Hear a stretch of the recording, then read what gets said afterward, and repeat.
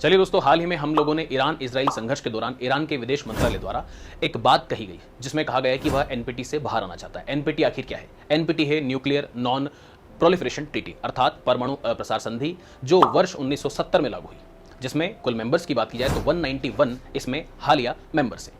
बात की जाए एनपीटी के उद्देश्य की तो परमाणु के प्रसार को रोकना, वैश्विक सुरक्षा स्थापित करना, परमाणु के उपयोग को शांतिपूर्ण तरीके से सुनिश्चित करना और पारदर्शिता लेकर आना। बात करें भारत और एनपीटी के संबंध की तो भारत ने एनपीटी पर हस्ताक्षर नहीं किए हैं। साथ ही भारत के साथ पाकिस्तान, इजराइल, साउथ सूडान और नॉर्थ कोरिया ने भी इस संधि पर हस्ताक्षर नहीं किए हैं। भारत ने इसका तर्क या कारण इस प्रकार दिया गया है क्योंकि भारत चाहता है या भारत जानता है कि P5 देश आने वाले विकासशील देशों को परमाणु ऊर्जा हासिल करने में रोकना चाहते हैं एवं इसमें एक कट ऑफ डेट का प्रावधान है और वह डेट है 1 जनवरी 1967।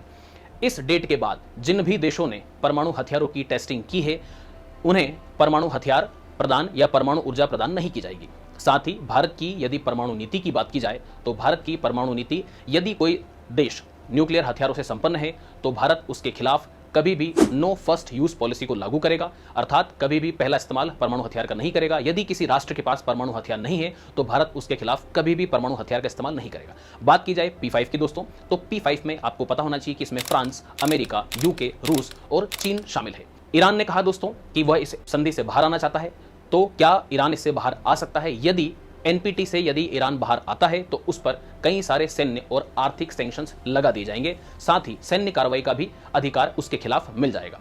साथ ही यदि हम बात करें कि एनपीटी की, तो अगर ईरान एनपीटी से बाहर आता है तो इससे एनपीटी के उद्देश्य और महत्व दोनों पर प्रश्नवाचक चिन्ह लग सकते हैं।